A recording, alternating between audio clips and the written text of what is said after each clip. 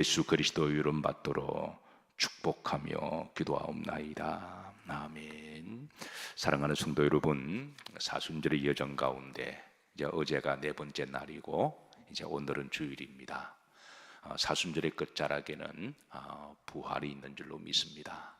주께서 부활하신 이 날을 기념하는 주의 백성들에게 부활의 믿음과 또 부활의 영생에 복이 있으시기를 주의 이름으로 축복합니다. 자, 사도 바울은 골로새 교회를 향하여 예수 그리스도의 그 비밀과 신성을 이제 풀어주는데, 지난번에 우리가 두 가지 말씀을 나누었습니다. 첫 번째는 그리스도 안에는 신성의 모든 충만이 있음을 그렇게 알려주시고, 이제 두 번째는 그의 모든 통치자와 권세의 머리가 되심을 드러내셨습니다. 자, 오늘은 세 번째인데요. 자, 할례입니다. 할례. 할례의 비밀과 신비를 이제 풀어주는데, 유대인들에게 있어서는 할례는 곧 이제 하나님과 나와의 영적인 정체성의 상징입니다. 유대인들에게 있어서는 할례가 없다고 하는 것은 곧 하나님의 자녀가 아니라고 하는 육식의 표시였기 때문에 이제 매우 중요한 이제 그런 이제 표식입니다. 자, 바울은 지금 그 이제 할례를 끄집어냅니다. 그래서 이 할례에 대한 이 신비, 이 비밀, 이 목적, 이것을 이제 끄집어내는데요. 자, 11절입니다. 다 같이 합독하십니다. 그 안에서 너희가 손으로 하지 아니한 할례를 받았으니 곧 육의 몸을 벗는 것이요 그리스도의 할례니라 그랬습니다. 자, 여기에서 할례에 대해서 자, 손으로 하지 아니한 할례를 받았다. 이게 무슨 말일까요?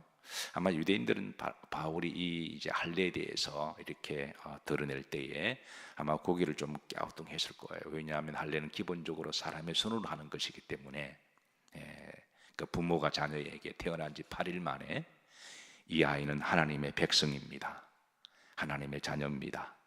할례가 있고 없고에 따라서 하나님의 자녀의 정체성을 기준으로 하기 때문에, 그래서 그거는 목숨보다 귀한 것이었고 반드시 8일 만에 이제 그 자녀에게 행하는 것이 바로 이제 할례인데, 그 할례를 행할 때에 부모의 손으로 할례를 행하는 거죠.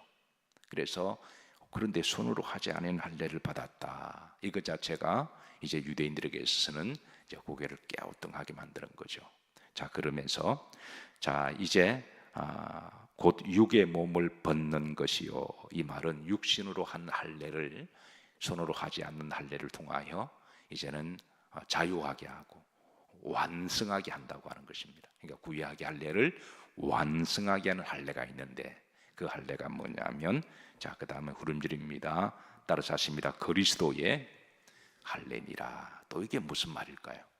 그러니까 그리스도에 대한 복음의 비밀을 알지 못하면 구약에 있는 육신의 할례를 완성하는 이 그 할례를 신비를 알지 못한다고 하는 말씀으로 지금 싹 끄집어내고 있습니다. 그러면서 이 할례의 비밀과 할례를 완성하는 그 신비를 풀어주는데, 그럼 이제 구약의 그 할례를 좀 우리가 좀 알아야 되겠죠.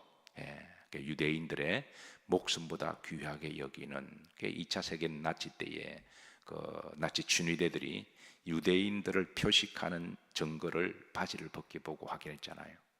어떤 사람은 목숨에 대한 두려움, 우리 누구나 다 목숨에 대한 두려움이 있죠. 그걸 갖다가 내가 부인하려고 그러는 게 아니라 순간적으로 나 유대인이 아니다라고 말할 수도 있잖아요. 그냥 무지무지한 시대고, 그 나치들이 마귀의 속성을 가지고 잔혹무도하게 유대인들을 색출해낼 때에 믿음 좋은 유대인도 있었지만, 그러나 그 너무 두려움 무서움 때문에 순간적으로 나 유대인 아니다라고 그랬을 때 바지를 벗겨서 이제 그거를 이제 표식으로 삼았는데, 어쨌든 유대인들에게 있어서 할례는 자기의 영적인 정체성이고 신앙의 정체성이고, 할례는 곧 나는 하나님의 백성이다, 육식의 표식이었습니다.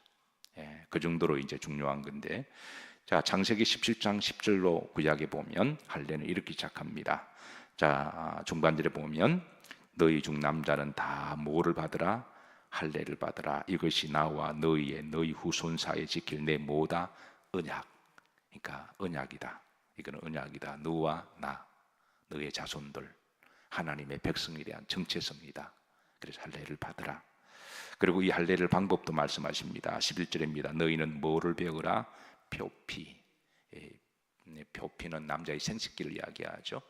이거는 이제 그 부모가 그 아이에게 손으로 표표를 뱀으로, 그래서 그 육식의 표식이 곧 하나님에 대한 이제 정체성, 소유권에 대한 확정, 그것을 이제 할례의 이제 구약의 언약의 표시였습니다. 자, 그러면서 하나님은 이 육신의 할례를 행하면서 이제 마음의 할례로 나아가기를 우리에게 요청하십니다. 그러니까 육신의 할례가 그 자체가 목적이 아니라 이제 마음의 할례로, 예레미야 4장 4절입니다.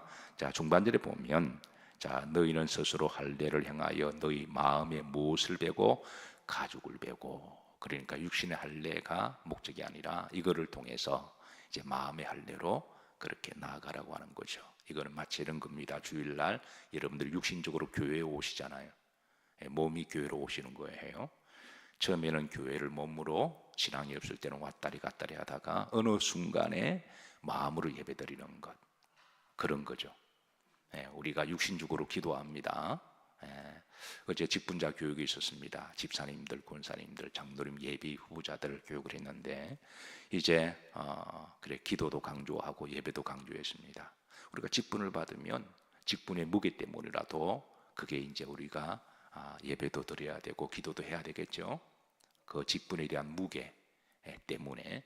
그러나 처음에는 그렇게 무게 때문에 오다가 나중에 어느 순간에 이제 목사가 말을 하지 않아도 스스로 알아서 교회 와서 기도하고 신령과 진정으로 예배드린다면 이제 그 예배가 마음으로 들어오는 것이죠. 그래서 육신의 할례를 통해서 내가 정말 마음의 하나님의 백성이 되어야 되겠다라고 하는 게 이제 할례의 마음으로 하는 것이 목적이죠. 로마서 2장 29절에도 바울은 이제 이 마음의 할례를 이어서 이렇게 주회를 해줍니다. 2장 29절에 합독합니다. 오직 이면적 유대인이 유대인이며 할례는 어디에 할지니 마음에 할지니. 그러니까 할례는 이제 마음으로까지 하는 것으로 하나님 우리를 이렇게 인도하시는 것이죠. 그리고 이런 마음의 할례를 그다음 보시면 어디에 있고 영에 있다. 이런 할례를 영적인 할례라고 그렇게 풀이해주고 있습니다. 자, 그런가 하면 또 이제 할례는 귀의 할례가 있음도 알려줍니다. 사도행전 7장 51절입니다. 목이 곧고 마음과 어디의 할례를 받지 못한 사람들아 귀의 할례를 그랬습니다. 그리고 우리에게 귀의 할례도 있음을 알려주고 있습니다. 자, 이 귀의 할례는 사도 바울이 예레미야 6장 10절에 있는 말씀을, 그게 이제 다시 주의해 준 말씀인데요. 구약에도 귀의 할례에 대해서 알려주고 있어요. 자, 6장 10절입니다. 예레미야 중반절에 보면, 자, 그 귀가 뭐를 받지 못하였으므로 할례를 받지 못했다. 그러니까 귀의 할례를 그렇게 알려주고 있습니다. 자, 그럼 귀의 할례가 뭔가? 자, 귀의 할례는 하나님 우리를 귀를 주실 때는, 자, 우리에게 기본적으로 들을 수 있도록 하기 위해서 귀를 주셨습니다. 근데 우리가 세상을 살아가다 보면 들어야 할 말이 있고 듣지 말아야 할 말이 있습니다. 세상에는 이 소리 저 소리 잡소리 그 가운데 섞여서 마귀의 소리도 있고 불신앙의 소리도 있고 엄탕한 소리도 있고 부정적인 소리도 있고. 그래서 말이면 다 말이냐? 말 중에 어떤 말은 내 귀에 들어와서 내 마음을 뒤집어 놓고 나를 불안하게 하고 그리고 부정적으로 만들고 원망하게 만들고. 그래서 우리가 세상의 말도 우리가 잘 걸러서 드려야 되는 거죠. 이런 말 저런 말 잡소리들, 그리고 미혹하는 소리들. 어떤 사람은 말 한마디를 잘못 들어서 하나님을 떠난 사람들이 있습니다. 주일학교 신앙생활을 하다가 어떤 친구를 만났는데 불신앙적인 말을 듣고 그게 자기에 꽂혀가지고 그래서 교회를 떠난 사람도 있어요. 그래서 말이라고 하는 게 참으로 묘해서 우리가 들어야 할 말은 꼭 듣고 듣지 말아야 할 말은, 옛날에 조선의 선비들이 이상한 소리 들으면 집에 와서 귀를 씻었다 그랬잖아요. 그러니까 그런 소리들을 잘 우리가 분별하는 것도 그 사람의 인격이고 그 사람의 영성이죠. 예. 근데 들어야 할 말은 세게 듣고. 자, 그런데 여기에 만약에 이제 귀의 할례를 받지 못하면 어떻게 되느냐? 그다음 보십시다. 그 귀가 할례를 받지 못하였으므로 뭐하지 못하는도다, 듣지 못하는도다. 그러니까 들어야 할 말씀은 들어야 되는데, 그러니까 쓸데없는 말은 잘 귀에 속속 들어가는 사람들. 여러분, 세상 사람들은 남을 칭찬하는 말보다도 부정적인 말에 굉장히 발전되어 있습니다.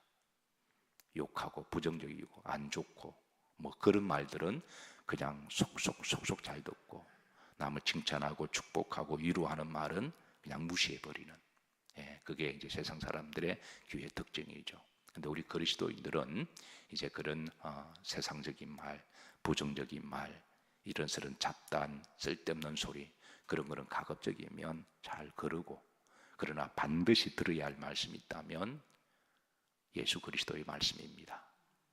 이런 말씀은 우리가 반드시 들어야 됩니다. 만약에 귀의 할례를 받지 못하게 되면 어떻게 되느냐? 중간대로 보십시다. 자, 할례를 받지 못함으로 뭐하지 못하는도다, 듣지 못한다라는 거예요. 만약에 하나님의 말씀을 들어도 들리지 않는다, 들려도 믿지 못한다, 그 사람 귀의 할례를 못 받은 겁니다. 그러니까 목사가 하나님 말씀을 열심히 풀어주고 아무리 뭐 사자처럼 사자오를 토하면서 뭐 이렇게 해도 그게 안 들린대요. 어떤 사람은 들어도 무슨 말인지 모르게 됩니다. 머리가 나빠서가 아니라, 귀가 먹은 게 아니라 그 사람은 귀의 할례를 못 받은 거예요. 그런데 이상하게 말씀이 들립니다. 그리고 그게 믿어집니다. 그 사람 귀의 할례를 받은 거예요. 그러니까 귀의 할례를 받고 안 받고의 기준이 뭐냐? 오늘 예레미야에서 말씀하시기를 너희가 하나님의 말씀이 들리면 귀의 할례를 받은 것이고, 귀의 할례를 받지 못하면 들어도 안 들리고 깨닫지 못하는 것이다. 믿음은 어디에서 난다 그랬나요? 들으면서 난다 그랬잖아요. 그래서 제가 가끔에 말씀이 잘 들리십니까? 제가 물어보고 확인도 하잖아요. 이 말씀이 여러분들에게 잘 들리시기를 주의 이름으로 축복합니다. 그렇게 제가 그렇게 자주 확인하는 것은, 그거는 육신의 길을 말하는 게 아니라 하나님의 말씀, 귀의 할례를 두고 하는 말이죠. 사랑하는 성도 여러분, 말씀이 잘 들리고 그 말씀이 믿어지고 말씀이 소망이 된다면 여러분들은 귀의 할례를 받으신 거예요. 자, 네 번째 또 다른 할례를 소개합니다. 이 할례는 아주 독특한 할례 제도인데요, 이방의 나라에서는 결코 볼 수 없는 아주 독특한 할례입니다. 그 바로 땅의 할례입니다. 땅의 열매의 할례인데요. 자, 이런 제도는 고대 근동에서 어느 문명에 없었던 아주 독특한 제도를 하나님이 말씀하십니다. 예레미야 19장 23절에 보면, 자, 다 같이 합독합니다.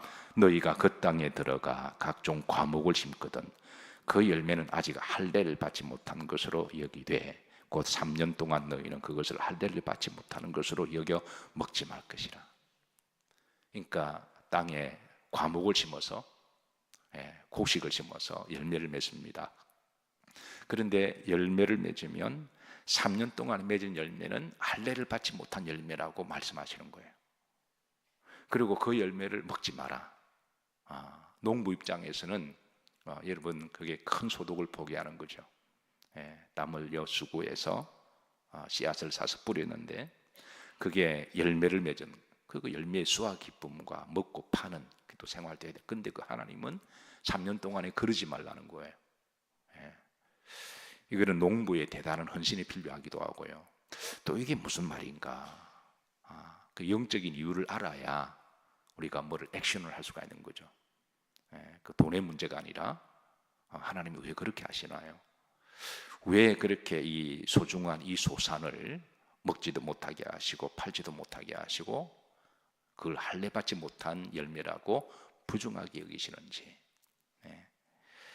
자, 24절을 보십시다. 자, 합독합니다. 넷째 해에는 그 모든 과실이 거룩하니 그랬습니다.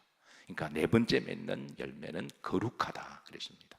그리고 여호와께 뭐해서 드려. 그러니까 세 번째까지 열매는 하나님 앞에 소위 이제 첫 열매도 못 드리는 거예요. 왜냐하면 그 할례받지 못한 열매들이고 거룩하지 못한 열매들이니까. 그러니까 우리가 이제 첫 열매를 하나님께 드리는 우리 신앙의 믿음 있잖아요. 그게 이제 11조 기도하고, 때로는 구약에 이제 농사를 지으면 곡식을 첫 번째를 가지고 와서 하나님께 드리기도 하고, 이제 추수감사절 때 우리가 그렇게 초실절 때 그렇게 또 지칠일 때 그렇게 예배를 드리잖아요. 근데 하나님은 3년째에 심은 과실은 거룩하지 못하니까 나에게 가져오지 마라.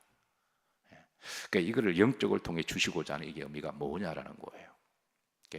네 번째 맺는 열매가 할례 받은 열매라. 그러니까 이게 뭐냐 이게. 첫 번째입니다. 우선 23절을 보십시다. 너희가 어디에 들어가 그 땅입니다. 여기에 이게 이제 이렇게 하신 이유가 그 땅입니다. 그 땅은 어느 땅일까요? 가나안 땅을 이야기하죠. 하나님이 이스라엘 백성들에게 이제 출애굽하게 하시고 하나님이 준비하신 가나안 땅, 그 가나안 땅이 그 땅입니다. 그리고 그 땅은 궁극적으로 우리 그리스도인들이 가야 하는 천국을 의미합니다. 그러니까 육신의 땅 자체가 목적이 아니라 이제 우리가 가나안 땅을 통하여 항상 우리가 마음으로 기억해야 될 것은 우리의 천국의 땅입니다. 아멘인가요? 여러분 교회 오실 때마다 교회를 통하여 우리는 하나님의 나라를 보는 것과 똑같은 거죠. 그냥 교회에 몸만 들어갔다 왔다리 갔다리 하는 게 아니라 교회는 하나님의 집이고 우리가 이제 장차 하나님의 집에 들어가는 소망을 가지고 교회에 들어와야지 그냥 교회를 건물로 생각하면 그거는 안 된다는 거예요. 네. 그래서 그 땅도 마찬가지 그런 이제 그 땅입니다. 자, 그 땅에 즉 이스라엘 백성들이 가나안 땅에 들어갈 때를 이야기합니다. 두 번째입니다. 자, 그 열매는 중간절에 보면 그 열매는 그러니까 이거 그 땅 정관사가 그 땅은 하나님이 약속하신 그 땅. 그 열매는 가나안 땅에 맺었던 열매. 그러니까 다른 땅에서 맺는 열매가 아니라 가나안 땅에서 맺은 그 열매를 이야기하고 있습니다. 이게 무슨 말이냐면 이스라엘 백성들이 출애굽에 있을 때 가나안 땅에는 이방 잡족들이 들어와서 그 땅을 불법 소유했습니다. 지금 그 불법 소유와 문제 가지고 지금도 팔레스타인 땅이 팔레스타인 거냐 이스라엘 땅의 논쟁이 있잖아요.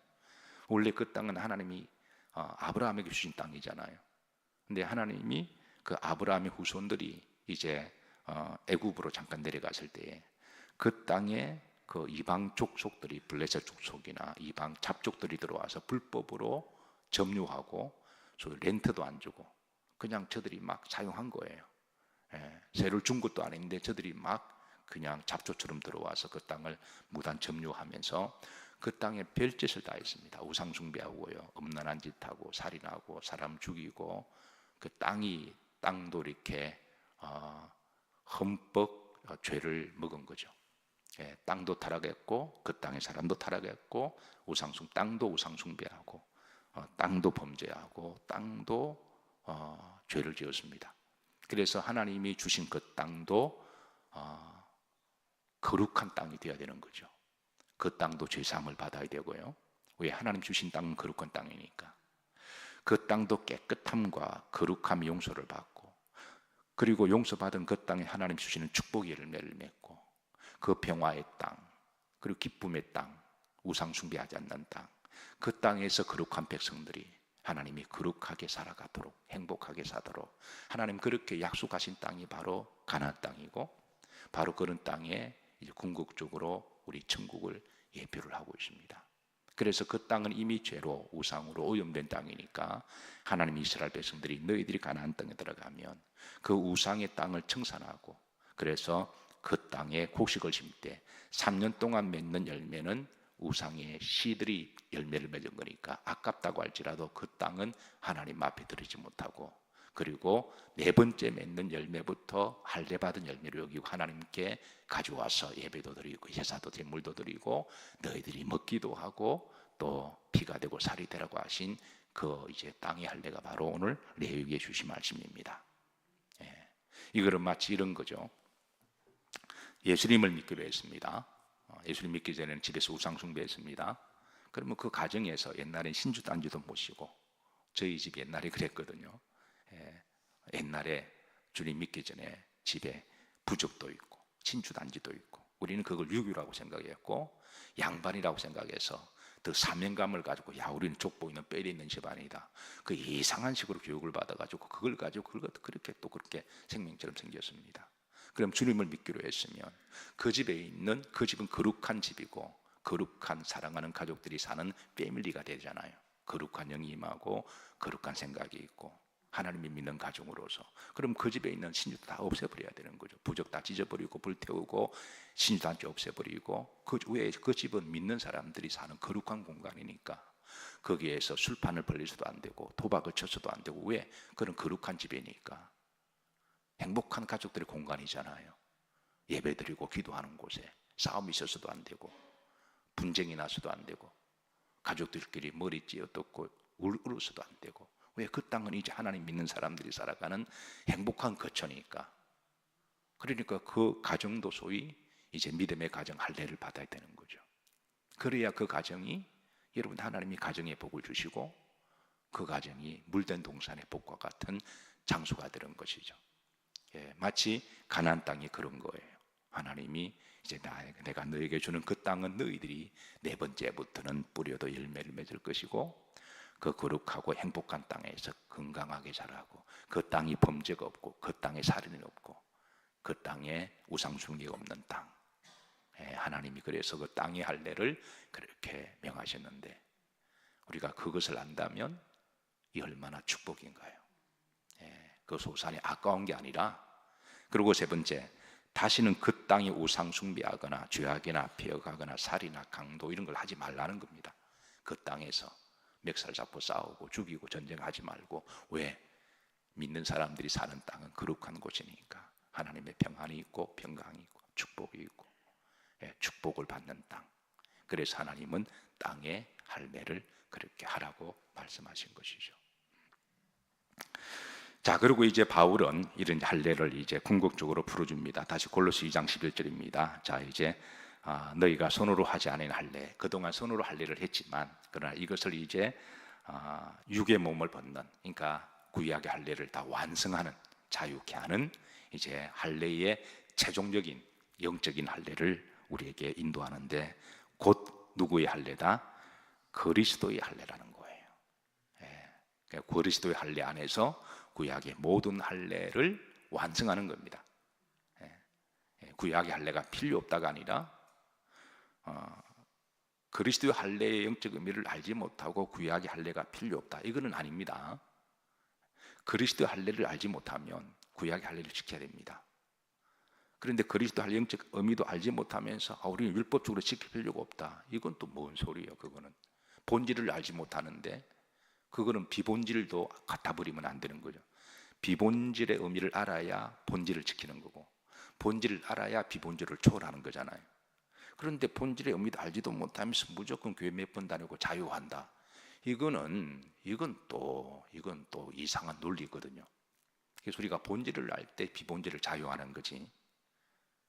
본질을 알지도 못하면서 비본질을 갖다 버리면 안 되는 거예요. 예.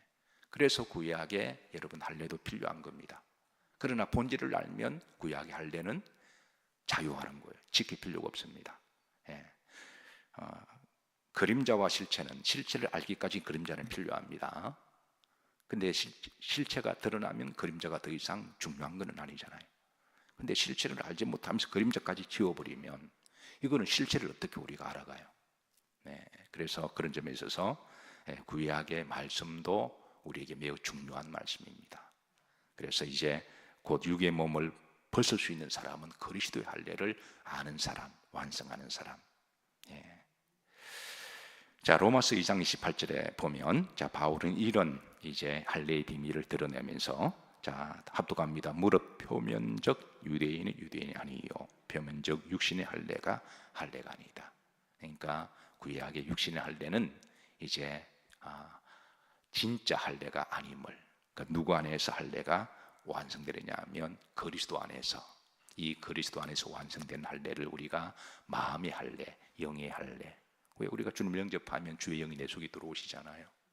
그 성령께서 우리에게 마음의 할례를 시키시고 그리고 영의 할례를 시키시고 귀의 할례도 시키시고 입술의 할례도 시키시고 눈의 할례도 시키시고 우리가 사는 공간의 할례도 시키시고,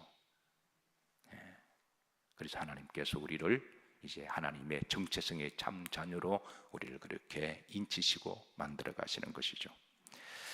자, 할례는 육신의 고통을 동반한다 그랬습니다.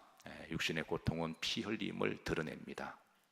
예수님의 우리를 위하여 육신을 흘리는 십자가에서 이제 육신의 고통과 주님의 피 흘리심으로 주님은 그 고통을 다 지불하셨고, 그리고 그 주님의 복음을 제대로 알고 믿는 사람은 구약의 육신의 할례가 하나님의 자녀의 정체성이듯 예수 그리스도를 제대로 믿는 사람들은 하나님의 자녀가 되는 권세를 받습니다.